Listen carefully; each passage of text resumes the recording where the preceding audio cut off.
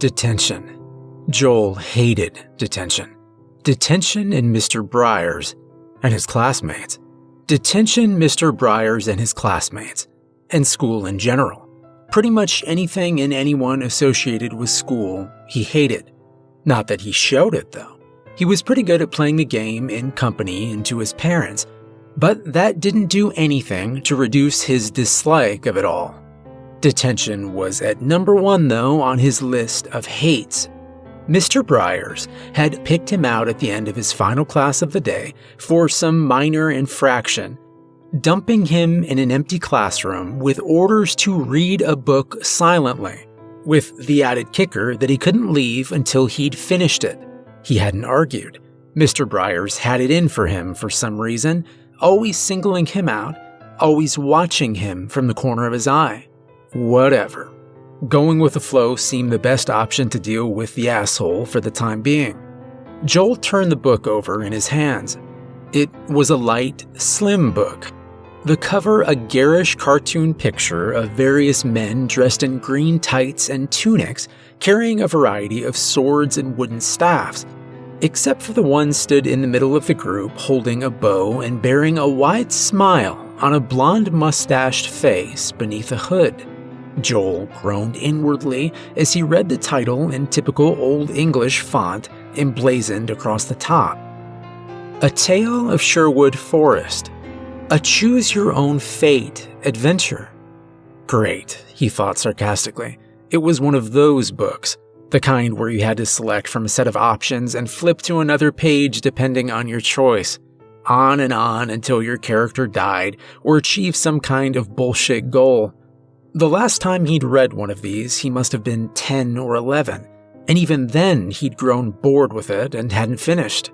Mr. Briers would probably test him on it when he came back, like the unapologetic shit he was, so he'd best just get it over with. Slouching back in his chair, Joel turned to the first page. Welcome, adventurer. You have come seeking fame and fortune by joining Robin Hood's merry men. Tarry not in the woods, though. Hold fast to your decisions, and you shall find the goal you seek. Joel snorted derisively before continuing on to the first section. 1. Sunlight pierces the canopy of trees high above you, sending shafts of light through the sky of leaves to illuminate your path. You entered Sherwood Forest but a short time ago, and already it is as if the woods have swallowed you whole. You have on you your trusty sword, 3 days' worth of provisions, flint and tinder, plus a warm cloak, which seems a burden on such a fine summer's day. The forest path is wide, the day pleasant, and your heart beats strongly in your chest. Today is the day when you shall achieve your goal. You will find Sir Robin of Locksley, the fabled Robin Hood, and join his troop of merry men. It's not long before you come upon a fork in the path. To the left, it curls off toward an area of the forest where a villager told you a small river runs through.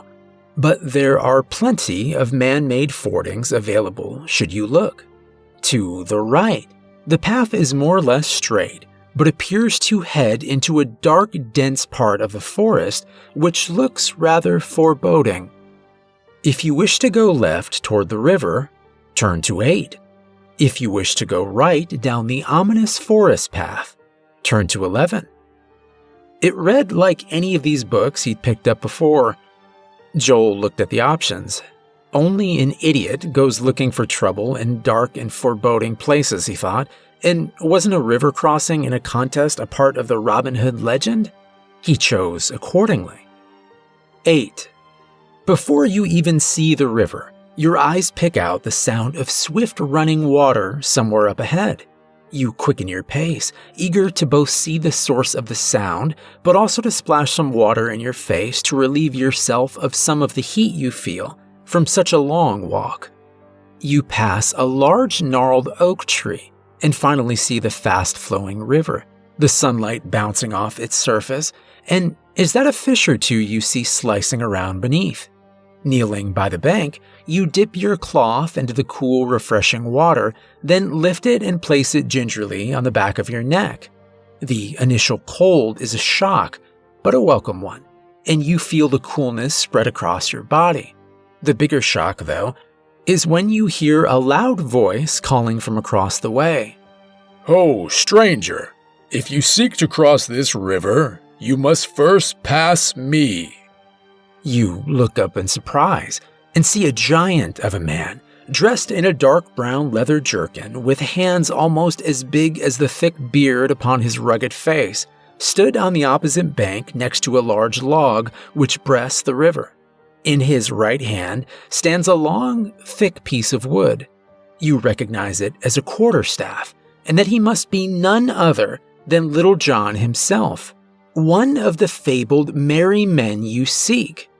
In an instant, you understand his meaning, and looking next to the large log on your side of the bank is another quarterstaff, obviously for the use of travelers such as you. Finally, a chance to prove yourself. Despite your eagerness, however, he does look rather large, and you wonder at your chances. If you wish to fight Little John, turn to 15. If you wish to return the way you came and try the other path, turn to 11. Ha! He knew it. Barely in, and he was already dealing with one of the merry men. Joel wanted this over with, so going back wasn't an option. Best to carry on forward and get it done. 15. Eagerly, you sweep the quarterstaff up in your hand and approach the log bridge. As you step on carefully, so does Little John, easily twirling the quarterstaff in his hands. You wonder to yourself how many people have come this way before, only to find themselves swiftly beaten and pushed into the river.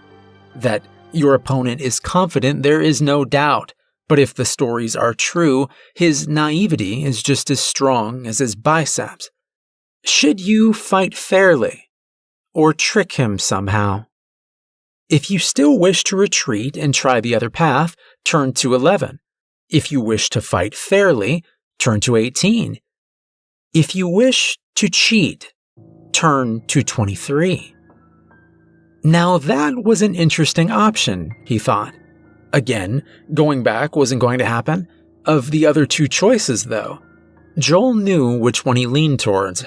Fighting fairly might be the more honorable way, but to him, the result was always the key factor to his way of thinking. 23. As you approach him, you raise your quarterstaff in what you hope is a defensive position. He smiles good-humoredly, rolls his shoulders to loosen himself up, winks, and quickly raises his staff for an almighty blow. As his staff reaches its peak, you pretend to look past him and shout, "Bear!" His head whips round to check, instantly forgetting about you. You take your chance, raise your staff high, and aim a truly thunderous whack across his skull. Your arms vibrate with the impact, and you think you're going to drop the staff. Nervously, you watch as Little John turns his head back to face you. His face moves quickly, from confusion to anger, and then dazed. He falls to his knees and topples off the log, but is still able in his daze to roughly grab at a protruding broken branch on the underside of the trunk. The cold water returns him partly to his senses, and he slowly grins up at you before speaking. "Well done, stranger. Robin has need of men with sense as well as strength. Give me a hand up and I'll take you to him." If you offer him your hand, turn to 26. If you wait for him to climb back up himself, turn to 31. It was a difficult choice, Joel realized. Offering to help him up would put him in a dangerous position. Off balance, Little John could pull him into the water or anything. Joel could see the way the book was heading, though. Once you bested an opponent in this fairy tale land of good and evil, you always fell back on the honorable option. He thought it was a load of crap, but the answer the book was expecting was obvious at this point. 26. You look down at Little John, bedraggled and wet and being slammed by the river, and offer your hand to help him up. As he reaches up to grasp your hand, though, you instead wrap your offered hand once more around the quarterstaff and drive its end into his face, catching him off guard.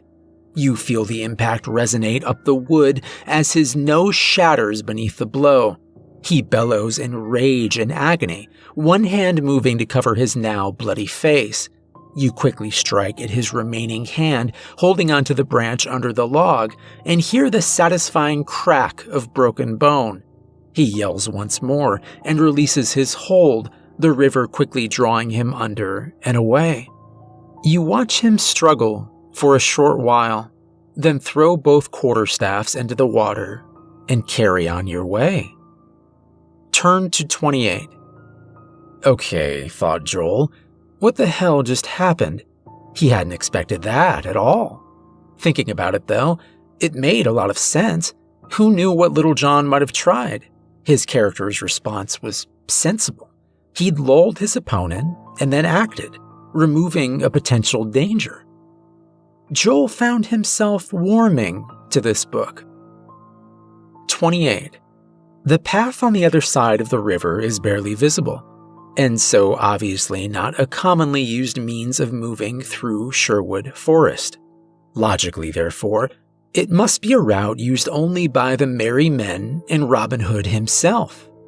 Gradually, the path grows narrower, the trees thinner and closer together on each side, until finally the path appears to be a corridor of trees leading to a dead end, but with two large arches with a bowman stood in front of each.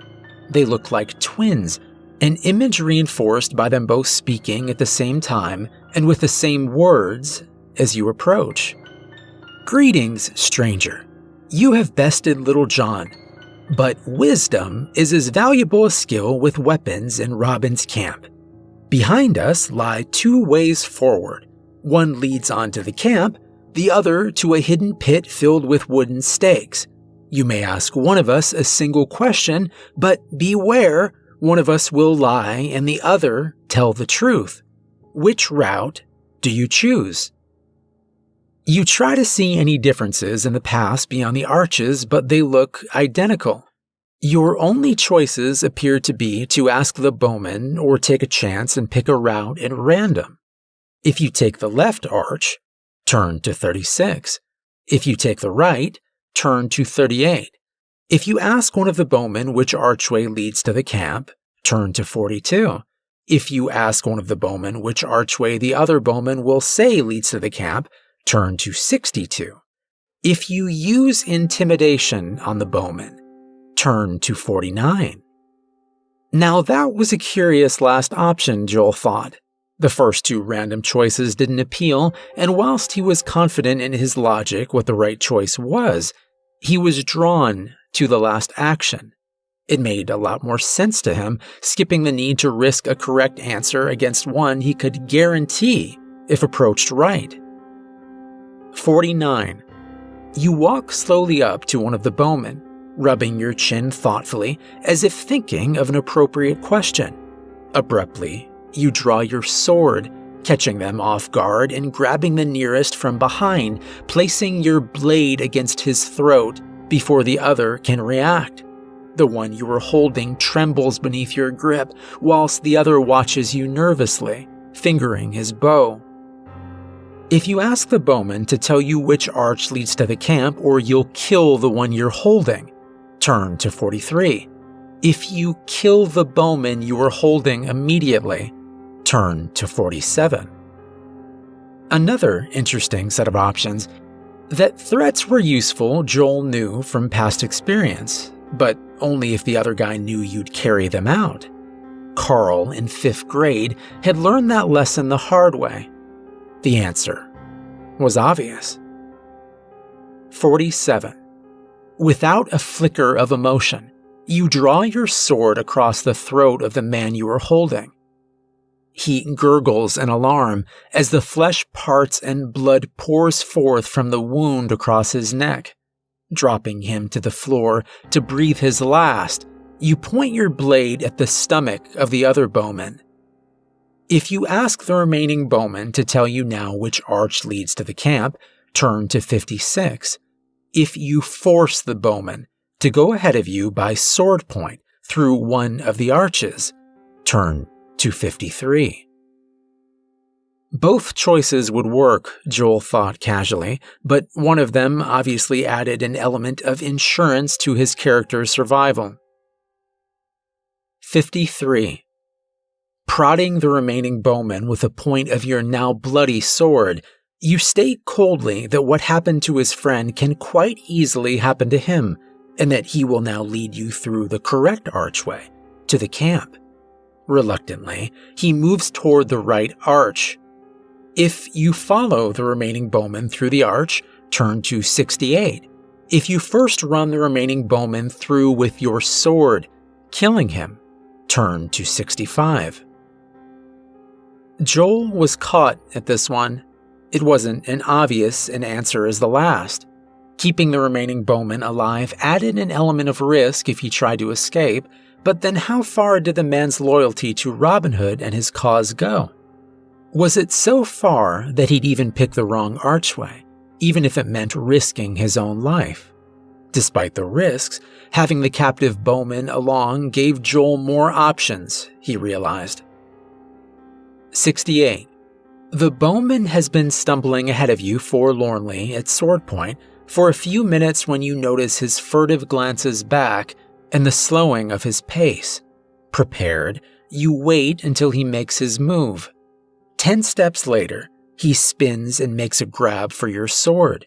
You efficiently stab him through the stomach, then kick his shuddering body off your blade. As he falls backwards, the earth ahead of you gives way, and his body falls into the trap you had previously been warned about. Skirting the edge, you look down to see his bloody and broken form pierced upon multiple sharpened stakes, one piercing his cheek and exiting his mouth and giving him a permanently shocked expression. Content, he is dead.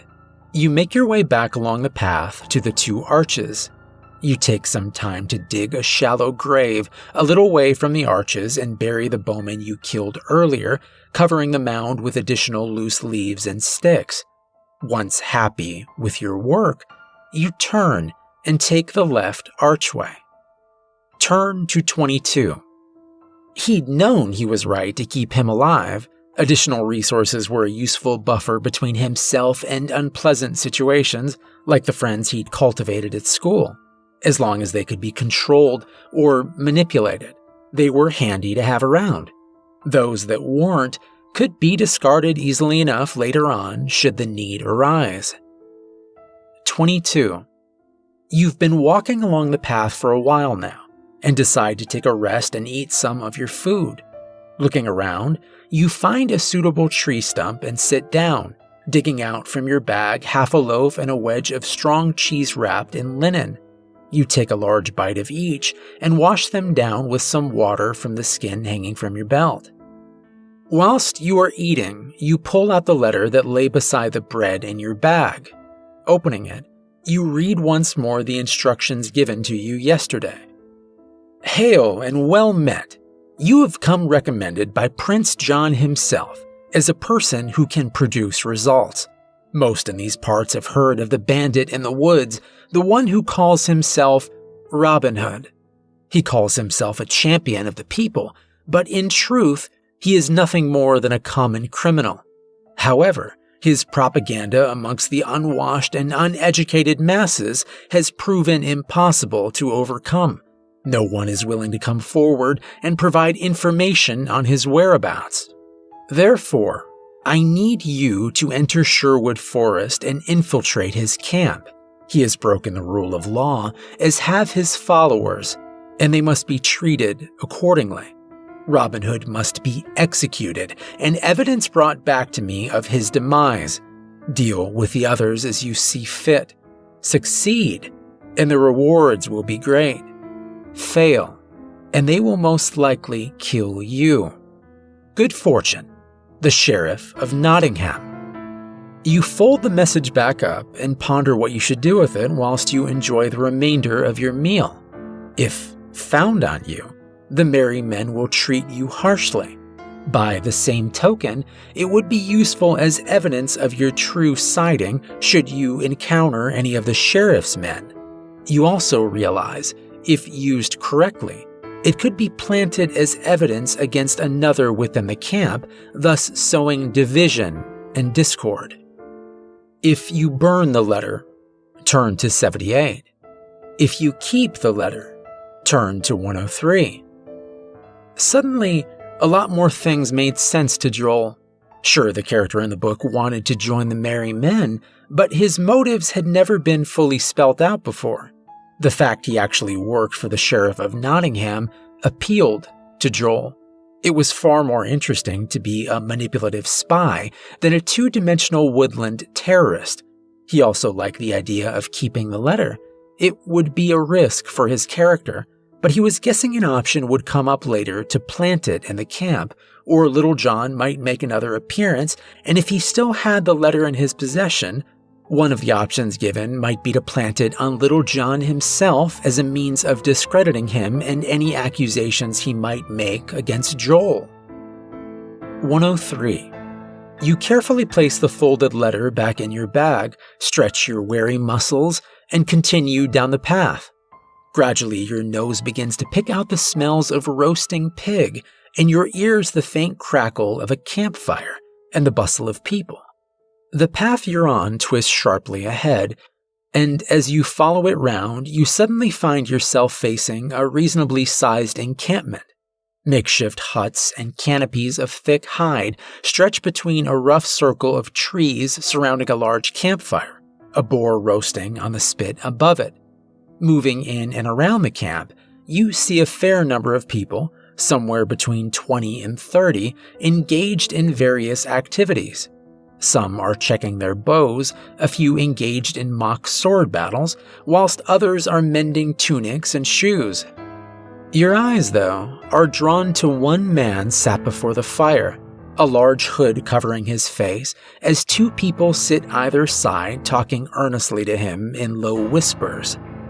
You go to move forward when you feel the sharp point of an arrow tip sticking into the small of your back. Turning your head slightly, you see a stranger with a drawn bow behind you, who then reaches round and removes the sword from your scabbard. He does not speak, but prods you in the back a couple times with the arrow, indicating for you to move. Slowly, you walk forward toward the fire and the hooded man. If you want to try and escape, turn to 92. If you simply continue forward, turn to 79. Why try to escape, thought Joel. His character was where he wanted to be, and he doubted it would end well if his character tried to escape with a drawn bow pressing a sharp arrow into his back. No, now was the time to see how things would play out now that he'd reached his target. 79. As you get closer to the fire, the two men talking to the hooded man notice you and fall silent, turning to look hard-faced at you. The hooded man reaches up slowly and pulls his hood back, turning to face you. His golden hair and mustache would have been enough identification, but the sardonic grin and twinkle in his eyes introduces him far better than any spoken word. The Earl of Locksley, Robin Hood himself. He waves back the man behind you, appraising you for a moment in silence, and then offers his hand. You reach forward and shake it, and he laughs heartily, slapping you on the shoulder. Welcome, friend. To get this far, you must have bested Little John and the twins. This shows you have both strength of character and wisdom, both qualities I look for in my merry men. As you see, we don't live comfortably, but we live well enough. The forest provides whilst we work to topple the sheriff, and behind him, Prince John. Now, as well as robbing the rich, there are other roles in the camp which need to be done.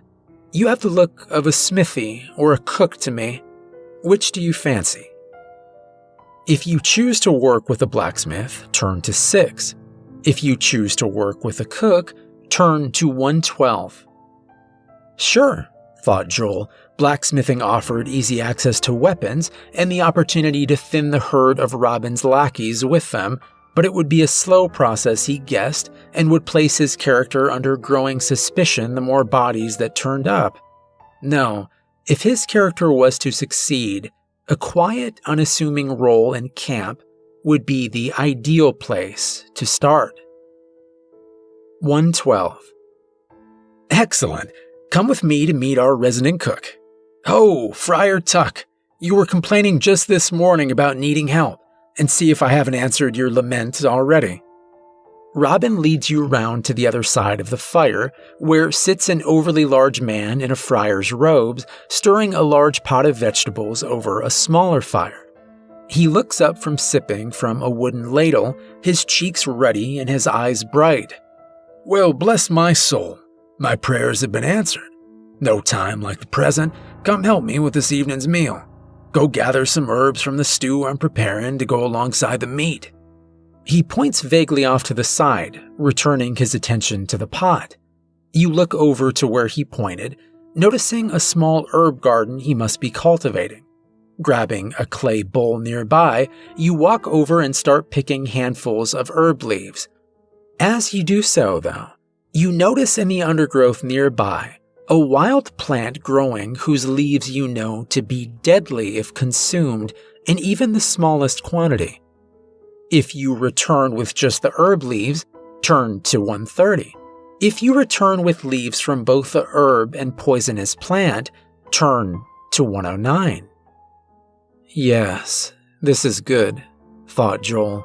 A subtle attack that could incapacitate some, if not all, the merry men at once. It was ideal.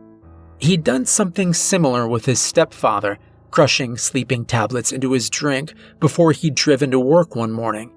And that had gone quite well. 109. You walk back over casually, being careful to keep the clay bowl hidden by your body, to avoid the friar's eyes noticing the difference in leaves. You quickly grind the leaves down until they are the same unidentifiable shreds. You pass the mortar to the friar, and he favors you with a pleasant smile of thanks before pouring the contents into his cooking pot. Turn to 72. This should be interesting, thought Joel, eagerly turning the pages now. 72. To your delight, the entire camp partakes of the stew prepared by the friar before attacking the roasting pig. All sat round the campfire, engaging in friendly banter and conversation in its warm orange glow. You also accept a bowl when offered, but are careful to dispose of its contents whilst pretending to eat it.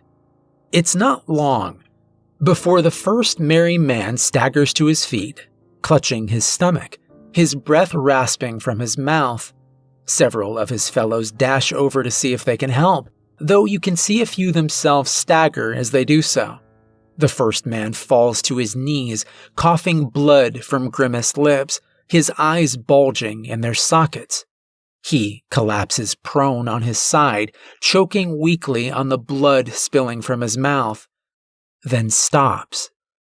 Others are now complaining loudly of agonizing pains, one going so far as to stagger uncontrollably into the fire, knocking the roast pig to one side and catching himself on fire.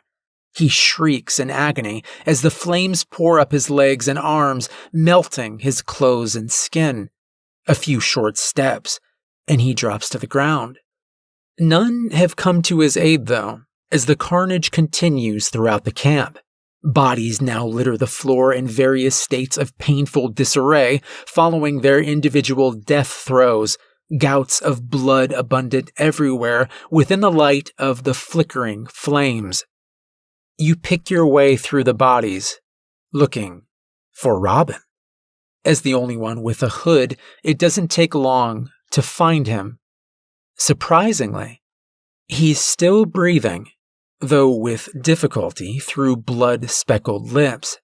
He has propped himself up against a log as you walk over, his eyes displaying that he knows what has befallen him and his men. And so, my dream ends, struck down from within by a traitor." He coughs up a little more blood, but struggles to continue speaking despite the obvious pain he is in.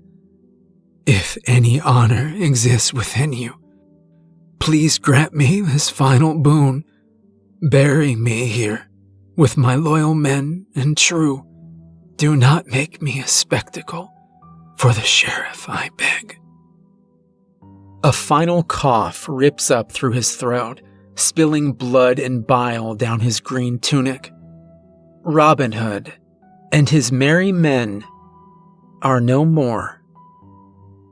If you honor his final request and bury him with his men, turn to 74. If you ignore his request and return with evidence to the sheriff, turn to 164. Joel barked a laugh. Well, that was surprisingly easy. He'd worried that it might have come down to some kind of stupid single combat in the end. Violence had its place as a tool, but it still had that element of unpredictability. Far better to plan and strike when least expected, if at all possible. So, what to do with Robin Hood's body? Much like his stepfather's, when he'd idly viewed it lying in state, a corpse was just a corpse. A bag of meat and bones with no rights to farther affect the living with its demands. The only function it had now was if its demise could be of benefit to those still alive. 164. Rolling Robin Hood's body over with your foot, you examine his eyes for any farther sign of life, then drag it over a nearby tree stump. After some effort, you prop his body in place, his neck and head now resting on its flat top. You grab a large axe from the blacksmith's hut, rest the blade gently against his neck for aiming, then raise it high above your head and bring it swiftly down. The blade easily cleaves through, blood spurting from the gaping wound as his head rolls down next to the stump. With effort, you rip the hood from his now decapitated body, slumped down against the tree, and wrap his head within it. That done, you take one last look around the camp for any survivors, then pick one of the huts to sleep in till morning. You awake refreshed, and upon exiting the hut are once more greeted by the cold corpses of the now unmerry men surrounding what remains of the spent campfire. Flies are already buzzing around them, and the stench of death will soon become unbearable. A quick search later, you have gathered enough food and water for the return journey to Nottingham. If you take the path you used to enter the camp back to Nottingham, turn to 128. If you decide to go deeper into the forest, turn to 58. Again, another no-brainer. The job was done as far as Joel was concerned, and once your goals are achieved, that was an end of it. No reason to go looking for trouble. 128. The sheriff is ecstatic at your return and the evidence you bring, throwing a large banquet in your honor and showering you with gold. He also mentions that Prince John has decreed that on the successful completion of your mission, you will be both knighted and awarded all the lands previously owned by the late Earl of Locksley. 3 days later, dressed in the fine garb of a nobleman and with your own servants, the sheriff bids you farewell from his castle as you leave to take up your new position. As you pass under the gates of the drawbridge, you look up to the battlements and nod in parting to the gray face watching, the dead eyes of Robin Hood gazing down upon you from atop a spike. The end. Now turn to 154. What? There's more? Probably a recommendation to read more of the books in the series, thought Joel. He had to admit, though, he'd like this book, despite his initial distaste for it. It appealed to him somehow, the answers more in line with his way of thinking. To his surprise, he found he was interested in seeing what the other books in the line had to offer. 154. Congratulations on completing the story, adventurer. But your adventures don't have to stop there. If you've reached this result straight through without cheating, we'll know if you have, and are interested in continuing your adventures. Ask the teacher who gave you this book for more details. They recognize something special in you and were always on the lookout for young people with a unique way of looking at the world. Your government needs people like you, and we can offer you real-life adventures you wouldn't believe. Training in all the cool skills you've read in this book and more, and the opportunity to travel the world. If you're interested, please turn to the inside of the back cover and fill in your name and address in the space provided before returning the book. See you soon, adventurer. Joel smiled to himself, a genuine one for a change rather than the one he mainly employed when in social situations. He pulled a pen from the bag at his feet and turned to the inside of the back cover. As he started to write his name, though, the thick paper tore. Joel swore under his breath and tried again slightly farther along from the tear. The same thing happened. Biting his lip to control his annoyance, he looked closer. The paper was far flimsier than it should have been, and was that writing visible underneath? Curious now, he tore the paper away and read what was written there. Thank you for your interest. You have decided to farther your adventures with us. Not all are selected, however, and there is one final requirement for your application. If you look closer at the cover of this book, you will find it has 2 plastic layers. Before returning this book to the teacher who gave it to you, please peel off the thin layer on top of the book just prior to handing it over, being careful not to touch the cover with your bare hands once you have done so. 1 to 2 weeks after your teacher's death, we will contact you farther. Mr. Breyer sat alone in his office, looking through a pile of student folders for new candidates. 2 years he'd been at the school. 2 damn years. Dealing with prepubescent teens who thought they knew everything and their asshole parents at PTA meetings. Out of 6 possibles over that time, only Joel had come closest. Shame. He'd had a good feeling about Joel. He had potential. Despite all the psych profiles and observation, it still came down to the book as the final test in Stage 1 recruitment. Despite your promise, you fail the book, then your journey ended there. Literally. One advantage of the psychology of the kids the agency were trying to recruit, if they failed the test, they were also the most likely candidates for teenage suicide, so closing the loop was easy. He looked over at Joel's book on the corner of his desk. Each candidate had their own book, tailored to them specifically, and supplied by the agency when they were to be tested. Company rules stated he wasn't allowed to read them himself, just hold on to them for a day after the test and wait for a call.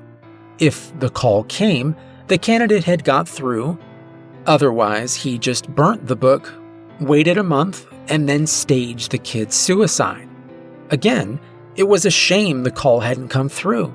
Joel had shown a lot of promise. Sighing, he leaned across his desk and picked the book up, turning it over in his hands, seeing Robin Hood's face beaming up at him amongst his gang of merry men. Yup, a real shame. Putting the book in his bag for disposal, he stood up and went to the bathroom to wash his hands.